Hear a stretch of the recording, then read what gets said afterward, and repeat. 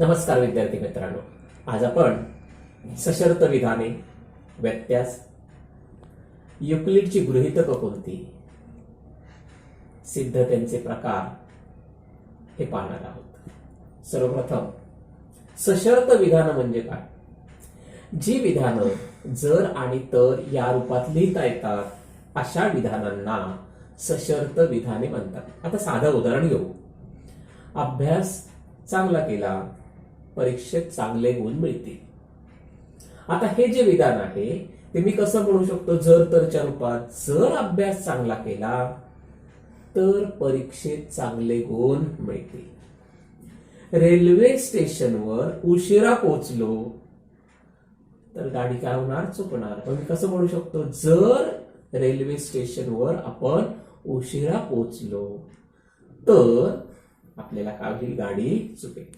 म्हणजे ही विधानं आपण जर तर च्या रूपात लिहितो. सशर्त काहीतरी अट आहे. शर्त म्हणजे काय? अट. म्हणजे एखादी अट पूर्ण करतं अशा विधानांना सशर्त विधाने असं म्हटलं जातं. आता काही उदाहरणं देऊया सशर्त विधानांची. आयताचे कर्ण एकरूप असतात, हे झालं विधान. आता मी ते जर तरच्या रूपात कसं लिहेन बघा. जर चौकोन आयत असेल तर त्याचे कर्ण एकरूप असतात. किंवा दुसरं उदाहरण घेऊया. समांतर भुज चौकोनाचे कर्ण परस्परांना दुभागतात. काय म्हणू आपण बघा. जर चौकोन समांतर भुज चौकोन असेल तर त्याचे कर्ण परस्परांना दुभागतात. म्हणजे जी विधाने जर आणि तर या रूपात लिहिता येतात, लिहिली जातात, त्यांना सशर्त विधानं असं म्हणतात. आयताचे कर्ण एकरूप असतात. सशर्त विधानामध्ये रूपांतर कसं केलं बघा. जर दिलेला चौकोन आयत असेल तर त्याचे कर्ण एकरूप असतात. आता बघा, हा झाला जर आणि तर यांच्या मधला भाग. याला म्हटलं तर पूर्वांग किंवा त्यालाच पूर्वार्ध म्हणतात, किंवा त्यालाच आपण म्हणतो पक्ष, म्हणजे दिलेली माहिती. आणि तरच्या नंतरचा भाग जो आला त्याचे कर्ण एकरूप असतात. याला म्हटलं तर उत्तरांग किंवा उत्तरार्ध, किंवा त्यालाच आपण काय म्हणणार? साध्यची माहिती आपल्याला काय करायची आहे? सिद्ध करायची आहे. सशर्त विधानानंतर आपण व्यत्यास म्हणजे काय ते बघणार आहोत. व्यत्यासचा अर्थ काय होतो? पूर्वांग आणि उत्तरांग, म्हणजेच पक्ष आणि साध्य यांच्यामध्ये अदलाबदल झाली तर अशा विधानांना काय म्हटलं तर व्यत्यास असं म्हणतात. बघूया एक उदाहरण घेऊया.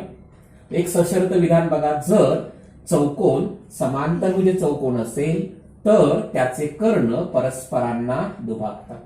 आता पक्ष भाग कोणता बघा. पक्ष काय? चौकोन समांतरभुज चौकोन आहे. साध्य काय? त्याचे कर्ण परस्परांना दुभागतात. आता पक्ष साध्य म्हणजे पूर्वांग उत्तरांग, किंवा त्याला पूर्वार्ध उत्तरार्ध म्हणतात. यांच्यामध्ये अदला बदल करूया. म्हणजे हे पहिल्यांदा आलं पाहिजे. त्याचे कर्ण परस्परांना दुभागतात. त्याचे म्हणजे कोणाचे? चौकोनाचे. म्हणजे हे विधान कसं लिहिलं बघा. जर चौकोनाचे कर्ण परस्परांना दुभागत असतील तर तो चौकोन काय असतो? समांतर भुज चौकोन असतो. म्हणजे थोडक्यात लक्षात घ्या. पक्ष, पक्ष म्हणजे काय? जर आणि तर यांच्या मधला भाग, त्याला पक्ष म्हणायचं. तरच्या नंतरचा भाग त्याला काय म्हणायचं? साध्य. आणि पक्ष आणि साध्य यांच्यामध्ये मी काय केली? अदलाबदल केली तर त्याला काय म्हटलं जातं? व्यत्यास असं म्हटलं जातं.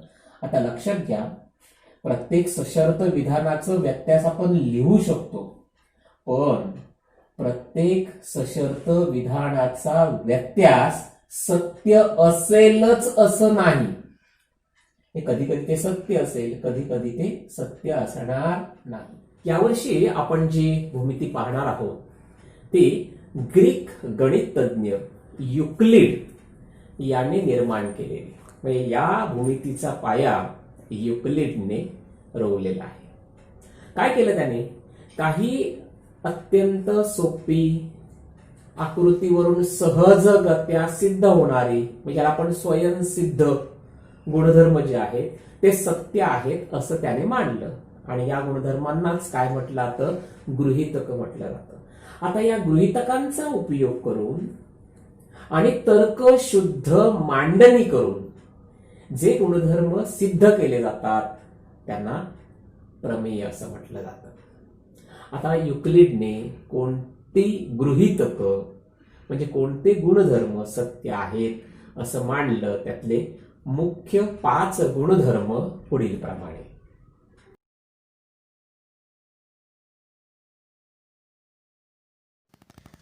पहिलं गृहीतक, एका बिंदूतून असंख्य रेषा काढता येतात. बघा, एक बिंदू घेतला, त्या बिंदूमधून जाणाऱ्या रेषा काढल्या.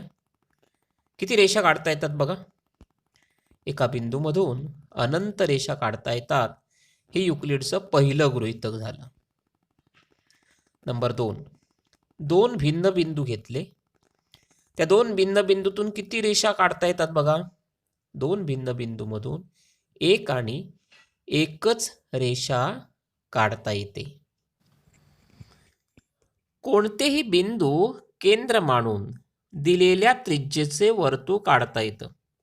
बघा, आपण कोणताही बिंदू केंद्र घ्या, कोणत्याही त्रिज्येचं म्हणजे त्रिज्या बदलून आपण वर्तुळ काय करता येतात, काढता येतात. चौथं गृहीतक, सर्व काटकोन परस्परांशी एकरूप असतात. काटकोन म्हणजे काय, माप 90 अंश. सर्व काटकोनांची माप सारखी आहेत, याचा अर्थ सर्व काटकोन हे एकरूप आहेत. पाचवं गृहीतक, 2 रेषा व त्यांची छेदिका काढली असता एका बाजूला तयार झालेल्या आंतरकोनांची बेरीज 2 काटकोनांपेक्षा कमी असेल तर त्या रेषा त्याच दिशेने वाढवल्यानंतर एकमेकींना छेदतात. आता बघा, आकृतीमध्ये रेषा एल आणि रेषा एम आहे. अँगल बी आणि अँगल ई बघा, कोन बी आणि कोन ई ही आंतरकोनांची जोडी आहे. दोघांची बेरीज 180 पेक्षा कमी आहे, म्हणजे 2 काटकोनापेक्षा कमी आहे. आणि म्हणून रेषा एल आणि रेषा एम बघा, या दिशेने जर वाढवल्या आपण तर त्या निश्चितच एकमेकींना छेदतील. युक्लिडने असे सोपे गुणधर्म सत्य आहेत असं मानलं आणि याच गुणधर्मांना गृहीतके असे म्हणतात. प्रमेय सिद्ध करण्याच्या 2 पद्धती आहेत. एक आहे प्रत्यक्ष सिद्धता आणि दुसरी आहे अप्रत्यक्ष सिद्धता. आता या प्रत्यक्ष सिद्धता आणि अप्रत्यक्ष सिद्धताचं एक एक उदाहरण आपण काय करू, सोडवून. आता आपण एक प्रमेय सिद्ध करणार. प्रमेय काय आहे बघा, प्रमेयाचं विधान काय आहे, 2 रेषा परस्परांना छेदतात तेव्हा होणारे विरुद्ध कोन समान मापाचे असतात. तळावर बघा जरा, प्रमेय 2 रेषा एकमेकांना छेदल्यास होणारे परस्पर विरुद्ध कोन कसे असतात, समान मापाचे असतात. आता मी 2 रेषा घेतल्या, बघूया कोणती, रेषा ए बी आणि या रेषा सी डी. एकमेकांना कोणत्या बिंदूत छेदतात, ओ बिंदूत छेदतात, असं मी घेतलेलं आहे. बघा, जर 2 रेषा एकमेकांना छेदत असतील, म्हणजे जर आणि तर यांच्या मधला भाग बघा, जर 2 रेषा एकमेकांना छेदत असतील तर होणारे परस्पर विरुद्ध कोन जे आहेत ते समान मापाचे आहेत. आता पक्ष, पक्ष म्हणजे काय, पूर्वार्ध, पूर्वार्धच म्हणजे काय, त्याला पूर्वांग पण म्हणतात. म्हणजे दिलेली माहिती, म्हणजेच काय, जर आणि तर यांच्या मधला भाग, 2 रेषा एकमेकांना छेदतात. मी एक उदाहरण घेतलंय, कोणत्या रेषा आहेत, रेषा ए बी व रेषा सी डी परस्परांना कुठे छेदतात, ओ बिंदूत छेदतात. झालं. आता साध्य म्हणजे काय, तरच्या पुढचा भाग, तर होणारे विरुद्ध, आणि विरुद्ध कोण म्हणजे बघा, कोन ए ओ सी आणि कोन बी ओ डी यांना विरुद्ध कोन म्हणतात. म्हणजे कोन एओ सी बरोबर कोन बीओडी हे एक झालं, किंवा मापकोन एओ सी बरोबर मापकोन बीओडी. आणि दुसरं मापकोन एओडी बरोबर माप कोन बीओसी हे मला काय करायचं आहे, सिद्ध करायचं आहे. आता बघा तर्कशुद्ध मांडणी आतापर्यंतची आपल्याला ज्ञात असणारे गुणधर्म तर्कशुद्ध मांडणी यांचा उपयोग करून युक्लिडने आपल्याला जी पद्धत दाखवली त्या पद्धतीने हे कसं सिद्ध करता येईल बघा. आता बघा दिसतंय सगळ्यांना काय, हा आहे एओसी आणि हा कोण आहे एओडी. हे रेषीय जोडीतील कोण आहेत आणि आपल्याला माहिती आहे कोणता कोण बघा, कोण एओसी आणि कोण एओडी कोणत्या प्रकारचे आहेत, रेषीय जोडीतील कोण. आपल्याला माहिती आहे रेषीय जोडीतील कोण कसे असतात, परस्पर पूरक, म्हणजे त्या दोघांच्या मापांची बेरीज किती असते 180. म्हणजे मला पहिलं विधान मिळालं मापकोन एओसी अधिक मापकोन एओडी बरोबर 180 अंश. याला काय कारण आहे, रेषीय जोडीतील काय झाले ते कोण झाले. आणि आपल्याला माहिती आहे रेषीय जोडीतील कोणांच्या मापांची बेरीज किती असते 180 अंश असते. समजलं पहिलं विधान. आता दुसरं विधान बघा, पुन्हा मी कोण आता वेगळे घेतोय, कोणता एओडी दिसतोय, हा आहे एओडी आणि हा आहे बीओडी. हे सुद्धा रेषीय जोडीतील कोण आहे आणि आपल्याला माहिती आहे रेषीय जोडीतील कोणांच्या मापांची बेरीज किती येते 180. म्हणजे काय झालं, मापकोन एओडी अधिक मापकोन कोणता बीओडी बरोबर 180 अंश. कारण तेच येणार, काय कारण येईल सांगा, रेषीय जोडीतील कोण.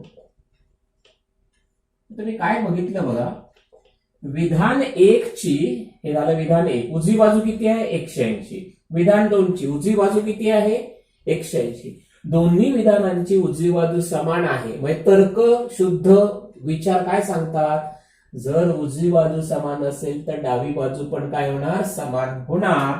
आणि म्हणून विधान 1 आणि 2 वरून मला काय मिळालं, मापकोन एओसी अधिक मापकोन एओडी बरोबर मापकोन एओडी अधिक मापकोन बीओडी. काय कारण याला, विधान 1 व 2 वरून. पुन्हा एकदा सांगतो, विधान 1 ची उजवी बाजू 180 आहे, विधान 2 ची उजवी बाजू पण 180 आहे, उजवी बाजू समान, म्हणून तर्कशुद्ध मांडणीनुसार डावी बाजू समान. आता हे दोन बाजू बघा, इथे मापकोन एओडी दोन्ही बाजूमध्ये आहेत. म्हणजे दोन्ही बाजूतून मापकोन एओडी वजा केले काय राहील, मापकोन एओसी बरोबर मापकोन बीओडी. म्हणजे आपण हे पहिलं विधान काय केलं, सिद्ध केलं.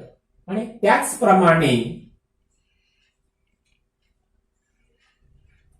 मला काय करता येईल, मापकोन कोणता एओडी बरोबर मापकोन बीओसी काय करता येईल, सिद्ध करता येईल.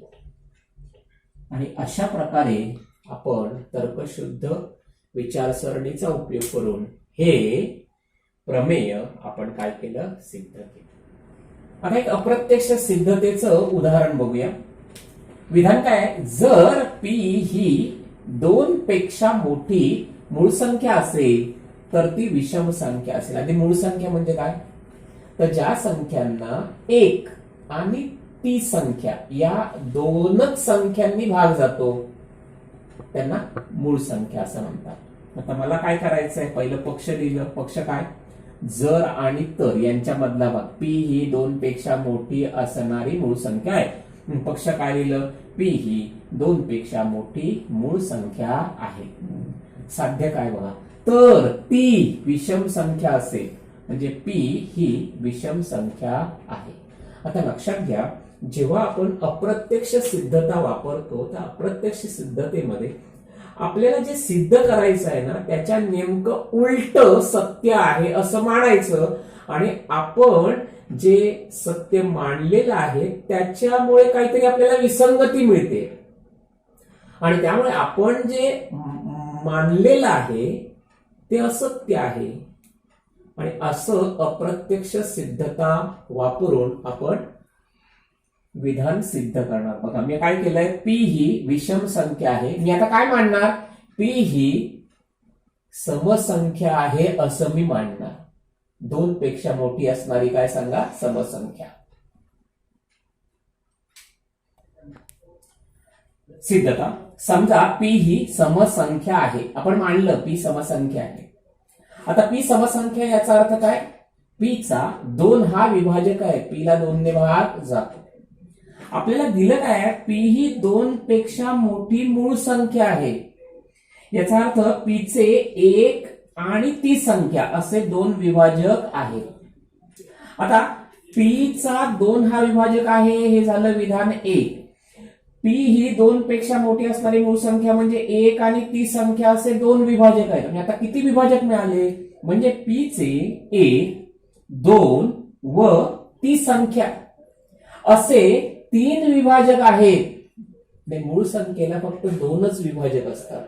इथे आपल्याला काय मिळालं, मूळ संख्येला किती विभाजक आहेत, 3 विभाजक आहेत. म्हणजे हे मूळ संख्येच्या व्याख्येशी कसं आहे, विसंगत आहे. म्हणजे आपल्याला विसंगती मिळाली. म्हणून आपण जे मानलं, काय मानलं, पी ही समसंख्या आहे, ते चुकीचं आहे. म्हणजे बरोबर विधान काय ना, पी ही विषम संख्या आहे.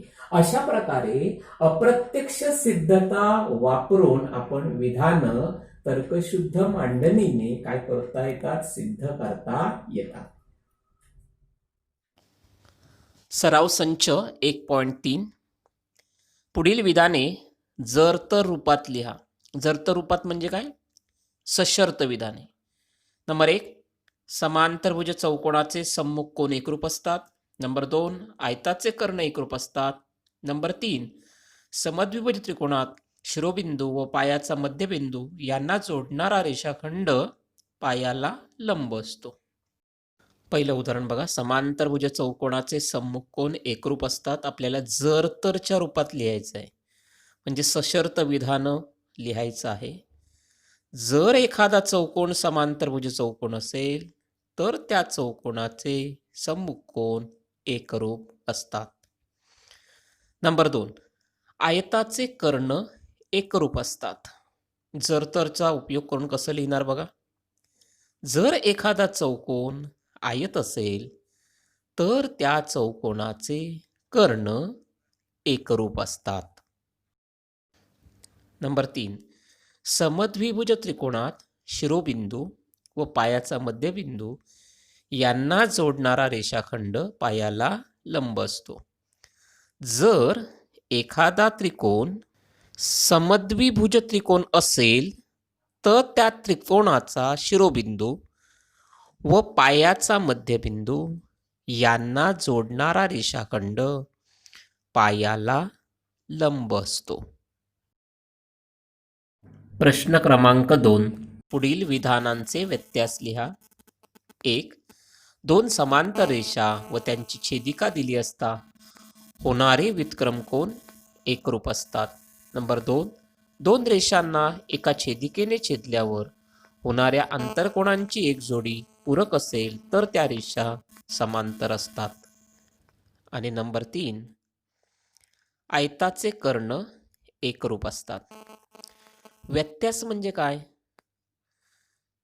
तर पक्ष आणि साध्य म्हणजेच पूर्वांग आणि उत्तरांग यांच्यामध्ये अदलाबदल करून जे विधान मिळतं त्याला व्यत्यास असे म्हणतात. पहिलं उदाहरण बघा, 2 समांतर रेषा व त्यांची छेदिका दिली असता होणारे व्युत्क्रम कोन एकरूप असतात. आपल्याला 2 समांतर रेषा आणि छेदिका ही दिलेली माहिती म्हणजे पक्ष, व्युत्क्रम कोन एकरूप असतात हे झालं साध्य.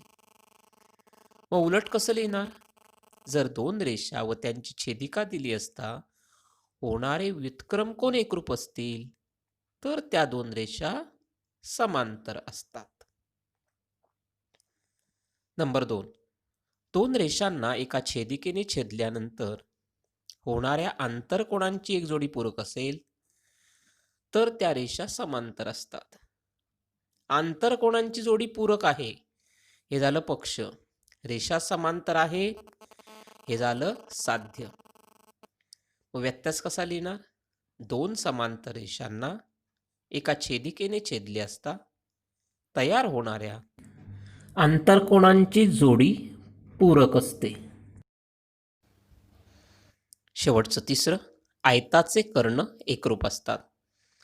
म्हणजे जर चौकोन आयत असेल तर त्याचे कर्ण एकरूप असतात. चौकोन आयत आहे हे पक्ष, कर्ण एकरूप आहेत हे साध्य. व्यत्यास कसा येईल? जर कर्ण एकरूप असतील तर तो चौकोन आयत असतो. जर एखाद्या चौकोनाचे कर्ण एकरूप असतील तर तो चौकोन आयत असतो. विद्यार्थी मित्रांनो, यूट्यूब चॅनल सबस्क्राईब करा आणि बेल आयकॉनवर क्लिक करा.